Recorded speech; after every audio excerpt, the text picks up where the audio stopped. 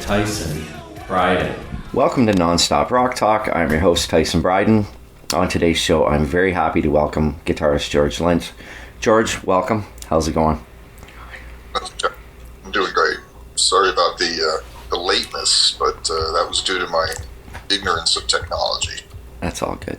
We're good. We made it. We're here, so everything is good. Now, George, for me, it's such a pleasure to have you on the show, as I have been a huge admirer of your playing. I mean, going back to the late 80s. I guess when I first discovered Dokken, and then, of course, Wicked Sensation is still one of my favorite albums to this day. I still love that album. Yeah, that was best of time, didn't it? It did. And I still listen to it.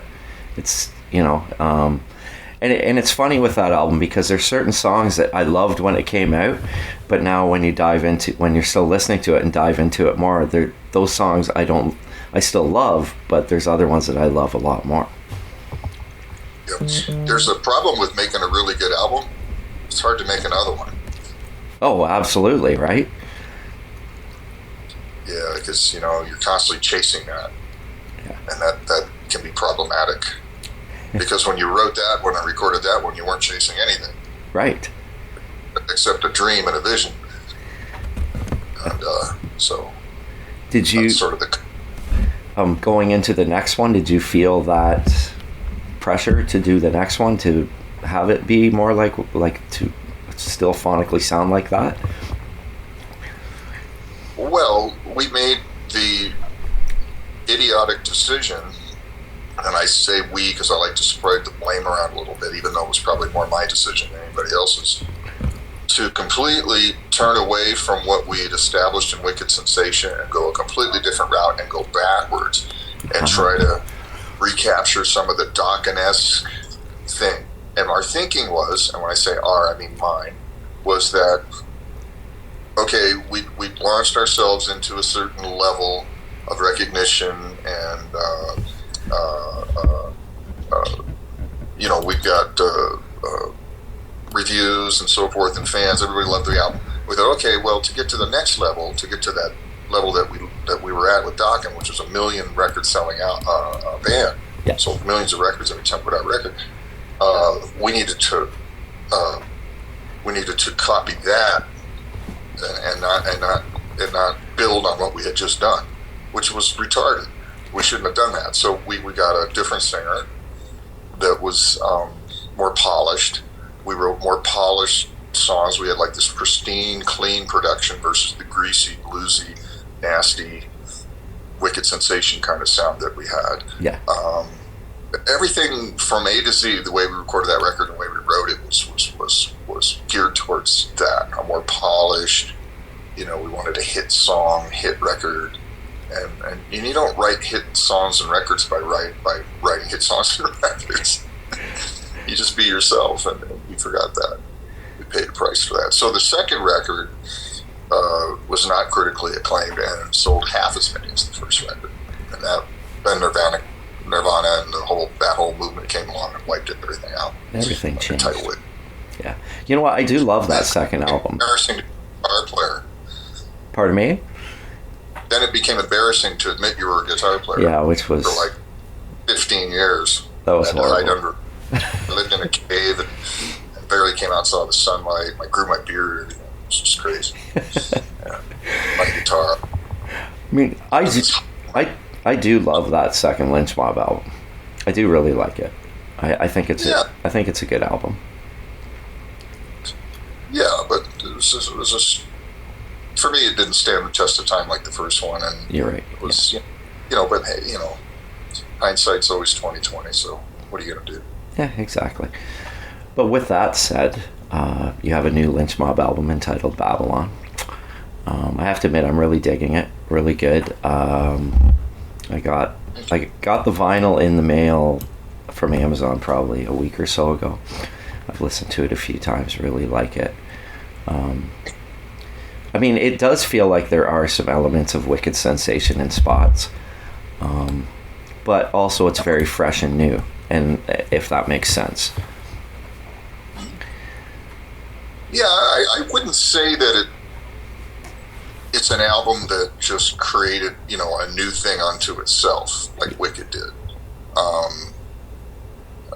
But I would say that we were able to kind of start something new, because we have Gabriel, we have a new singer, we have we've got, and he's pretty much defines the band besides myself, obviously.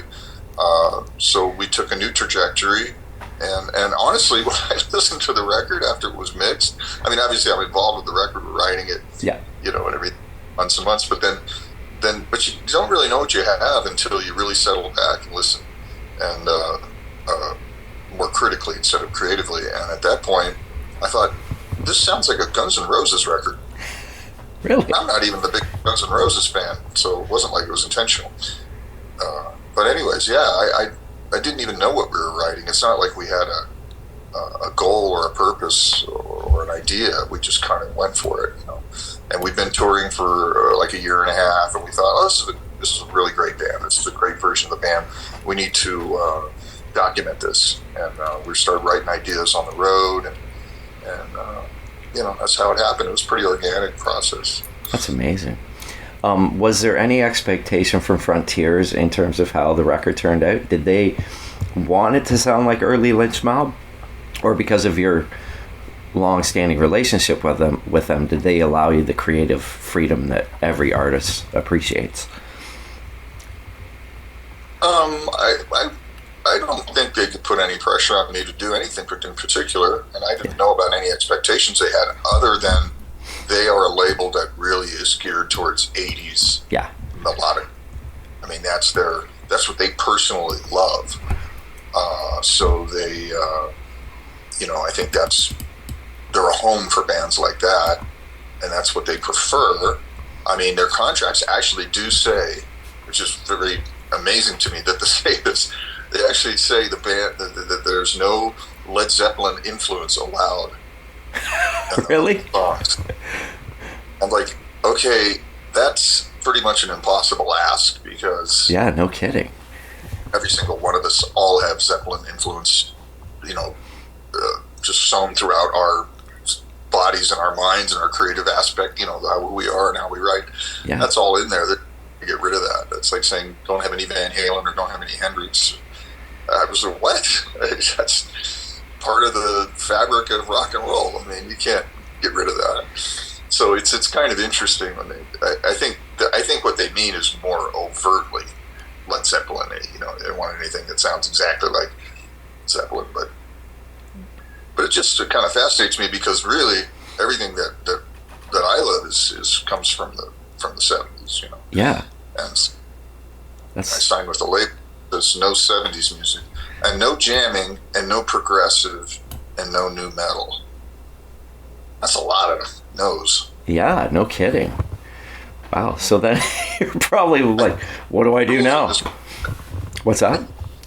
I think we broke quite a few of those rules on this record, this Babylon record. Yeah, no kidding. Because it has all those things, a lot of those things. It has that's such a direct Van Halen ripoff that I'm surprised I'm not getting dragged into court by Van Halen people. Right. Panama. That's crazy. I forget the name. What we called it. Yeah. But it's definitely a straight plagiaristic rip of Panama. Intentionally so, I think. I just sort of like, Eddie's a huge hero of mine, I mean, we were compatriots in some ways, but still, he had a huge influence on me, and we were friends to a certain extent, and but also, kind of came up in the same place and everything like that. So I witnessed that. I witnessed the avalanche of what the guitar force that he was, force of nature, from early days, Mammoth days on, and I was right there, and so I decided to express that a little bit on a song. I said, well, I know it's a Van Halen rip, but I don't care. I'm going to have to pay attention to that more, because I did not realize. What song was that on, George? Sorry. I can't remember. No? Okay. And here's the other records. And then I do all these interviews. Okay, I'm doing the interviews maybe 6 months before I did the record. And I wrote the song months before that. And after I recorded it, I I never played it again. Makes Probably sense. never even looked to it hardly. Yeah. I don't have the record. I don't go around. I don't give my wife and the kids in the van there and drive around and listen to my latest album and subject them to that. My wife would never allow that. Well, that just means I have to do more homework now. I'll have to figure it out. You'll hear the first riff and you'll go, "Oh, I see which one that is." I'm sorry, I don't know. Oh, that's okay. No, that's cool though. That's cool. Give Van Halen's lawyers something to do, so they have to do a little bit of research themselves. Well, it's funny because I seem to recall maybe you had said something about a Robin McAuley song that's the guitar sounded like you a lot. I don't know if maybe I had Robin on the show. Maybe he mentioned that to me. There's a song by him that the guitar player. Yeah. Oh, I love Robin. Oh, she's so great. That's one of the guys I haven't worked with. I mean, I've worked with almost everybody. That would be amazing. That would be awesome. Jeff Pilson and I worked together on a lot of different things. Yeah. And real good friends with Macaulay, and we keep bringing it up. We keep talking about it, but it just hasn't happened. So I guess that needs to happen. That would be very cool. Good. I can do my 72nd record this year. That's awesome. How many albums did you do this year? I never leave the studio. I just keep, when I'm not on tour and I'm not in my shop working on guitars, and I'm writing and recording. But I think I overdid it, especially through COVID. I went crazy, like everyone else, and wrote, recorded. I put out a lot of albums. I'm putting out probably about 3 albums a year. That's amazing. Got a lot in the can. I got others in the can. So the end machine's done. There's a couple of others I can't remember. Now that's bad when you can't remember what albums you got coming out. Well, and then I keep rewriting the same song, and I forget that I wrote it on that other album. And it's not the whole song, but it'll be like a part. Yeah. And then it's too late because when somebody will point it out, they go, "Hey," like I'll get a guy that worked on the other album and he'll work on this album, and like a year later he'll go, "Hey, that sounded familiar, isn't that? Didn't we do that?" I go, "I don't know, it could be." And then he comes back to me and goes, that we used that part on a record you did last year. So what we have to do is we have to disguise it a little bit. That makes sense. Put a different vocal on there, you treat it differently or something. But I don't think that's necessarily a bad thing. I mean, if you write 500 songs and each song has 4 parts, that's 2,000 parts. You're bound to write something similar a couple of times, right? Yeah, absolutely. And so you can't really plagiarize yourself, because if you drag yourself into court, you're inevitably going to win and lose at the same time. Right. That's true. I mean, the thing is, the fans, they might notice that it might sound the same, but they want to hear your playing at the same time. They're used to, of how you play. Well, name an act that hasn't repeated something more than once. Exactly. Yeah. I mean, there's one band that never has, so that comes to mind, it's obvious, is AC/DC, who's never done anything twice. Why are you laughing? I don't even know what to say to that. Oh man, that's good. So now on this album, it was a songwriting collaboration between yourselves, Giancarlo Floridia, and producer Chris Flores. Possibly you can touch on that collaboration, how you think it impacted the album. Well, the way that all these records come about is I write them, just having the guitar in my hands, and that's kind of what I've done since I was little. I come up with the riffs and stuff because I'm a guy with this in my hand, and stuff in my head. So that's the basis of everything, meaning that's the music. Yeah. And the next phase is the vocal. And I may or may not be involved to a greater or lesser extent, depending on the circumstances in the band, the situations, this and that. So if we have a situation like early Lynch Mob with Oni, it was basically those records was I wrote all the music, Oni would take care of everything else, the melody and the lyrics and everything, completely on his own. And it was a 50-50 thing, and it worked beautifully. taking nothing away from anybody else, but not everybody works like that. So there are singers that we work with that aren't that self-contained and do need some outside help, and there's nothing wrong with that. So on this record, Gabriel, hit a bit of a snag. He's pretty new to the game, and he needed some help. And reached out for some help with the lyrics and the melodies. So I can't remember exactly how we hooked up with Giancarlo, but he was very sweet, and he great guy. I this with for Frontiers with other bands, so he offered some a lot of lyrical and melodic input, and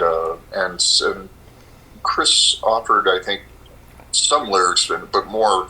He was more the engineer and more the guide in the studio, being the guy with the hands on the board and sort of guiding Gabriel in how which way to go with the vocals and things like that.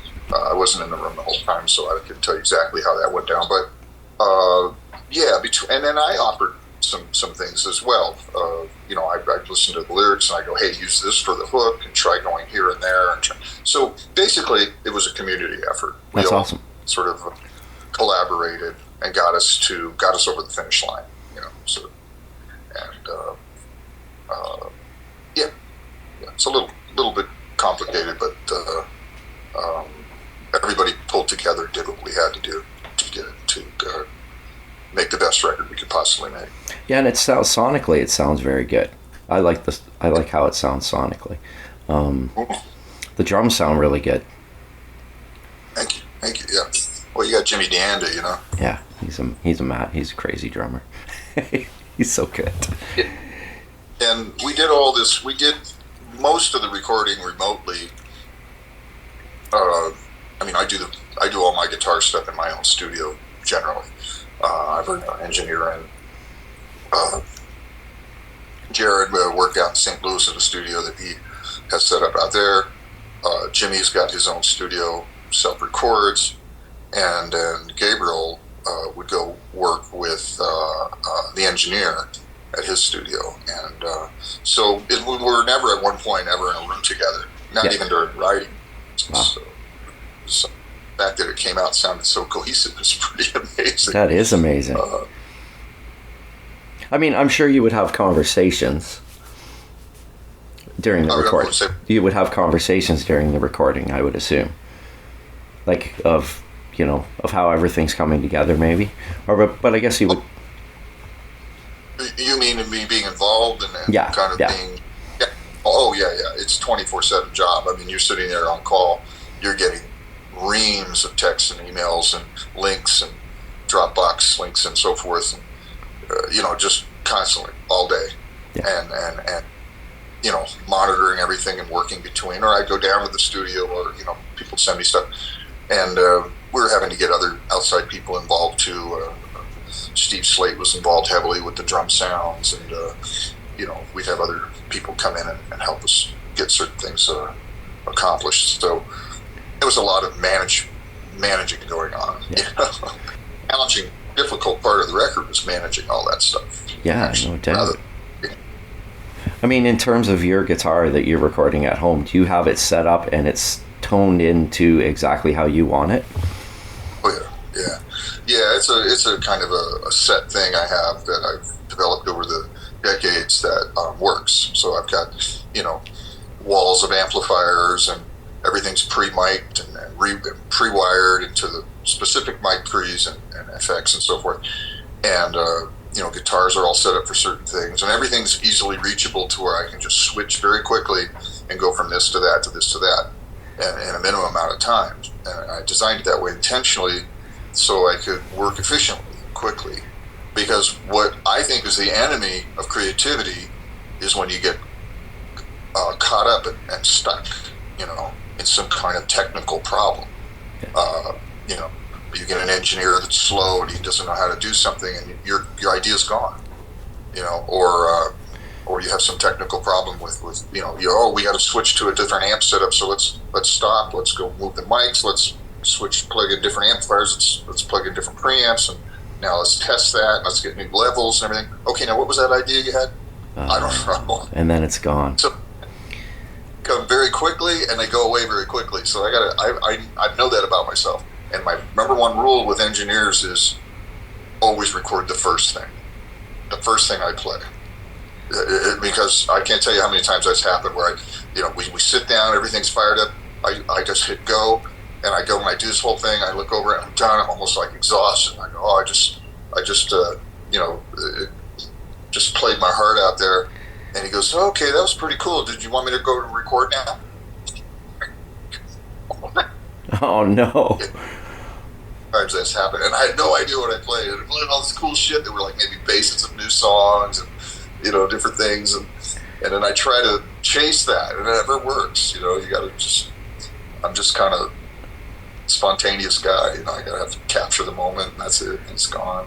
I love that strategy. Because you get some of the best stuff, right?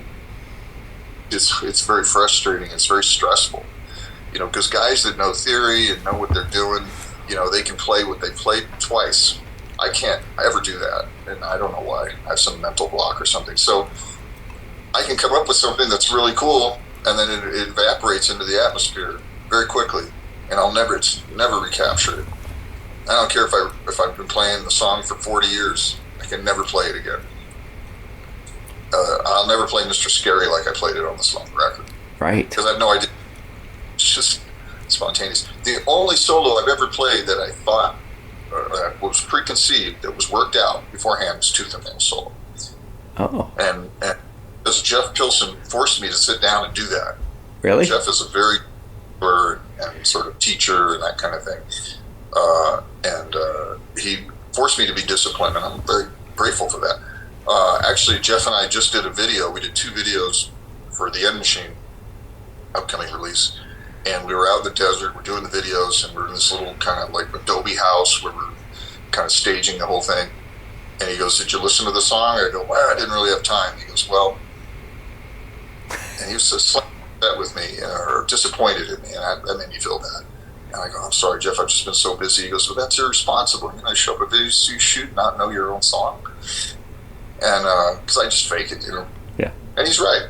But we sat there. He goes, well, let's take 10 minutes before each video, or 10, 15 minutes, and let's sit down without any outside, distractions, and focus and learn the solos, because they're complicated solos, very complicated and difficult.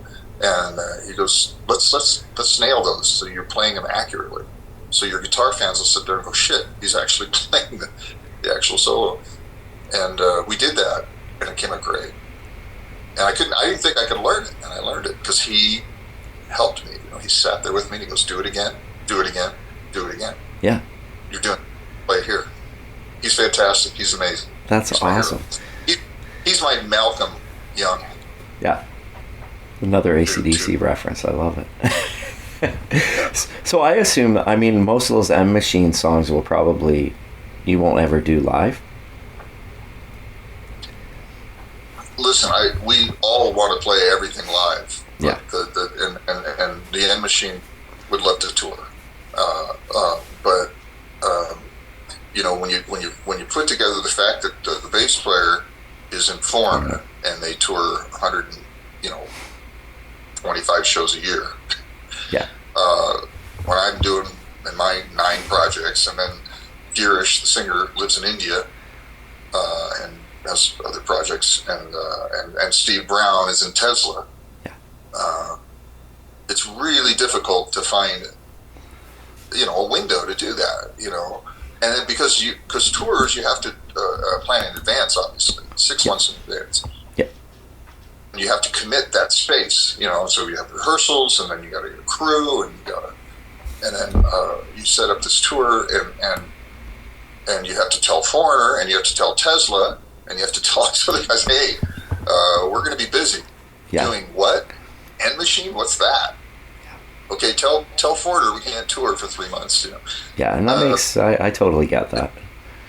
Yeah, and we tried many times with KXM to pull that off, and we got very close. And the last minute had to pull the plug on a tour. because you got Korn, you got King's X, you got Lynch Mob, Right. you got all these different acts working against each other, and we had a 1 month window, and it didn't end up working. Yeah. Yeah, and I mean, the same applies for Jeff with Black Swan too, right? I mean, I would love to see. I mean, it's the same thing. Anything, yeah, it's very difficult. And then, how many George Lynch bands do you want out there on tour? I'm lucky if I can get enough tour together for my own band, Lynch Mob. You know what I'm saying? So Yeah, that makes sense. And let's go see that other George Lynch band, The Banishment. And then next week he's playing with the End Machine. And then next month he's playing with KXM. We'll go see that. Yeah. And then we'll go see his. What I really need to do is do a festival with all my bands. That would be cool. Bands will only be George Lynch bands, and I'll never leave the stage from the beginning of the. You'd be exhausted. I'll just keep changing outfits and mustaches and wigs. I don't know. Yeah, I see exactly what you're meaning. I mean, with so many bands, I mean, at least you're still putting out the music of Van Machine, Sweet and Lynch, and whatever else you're doing, right? Which is good. Yeah, somebody will probably recognize my genius when I'm dead. I wish we would have told him he was still alive last week. Send him a bunch of money. Oh, man. So I do appreciate you doing this interview with me, George. Thank you so much. We did kind of touch on 2024. I assume that Lynch Mob will be on tour. Through into March 25. Monsters of Rock Cruise will be our last show. So it's called The Final Ride, and starts at the end of December here. And we're going to hit it very hard. And we're going to Australia, we're going to Europe, looks like maybe Japan, and hit the States constantly. Maybe a little Canada, who knows? That'd be great. Yeah. Cool. So stay tuned. Okay. And then look for the End Machine album at some point as well, as you had stated. Yeah, that's coming out, sometime early in 24. Okay, perfect. It's all sitting there ready to go with a bow on it, and it's fantastic. Can't wait to hear it. Amazing. Can't wait. I don't want to beat my horn, but toot my own horn, what do they call it? But Frontiers, Serafino and Mario over at Frontiers said this is the best album we've ever had in 10 years. Wow. I was kind of offended. I go, 10 years? What was the album 10 years ago that was good? I don't know about that. I was thinking it should have been like 20, 30 years, Yeah. Or the history of our label or something. But these 10 years, I was kind of insulted. I'm kidding. All right. That's awesome. Okay, George, well, thanks so much, and enjoy the rest of your day. You too, buddy. Okay, man. It was great talking to you. Okay. Okay, bye-bye.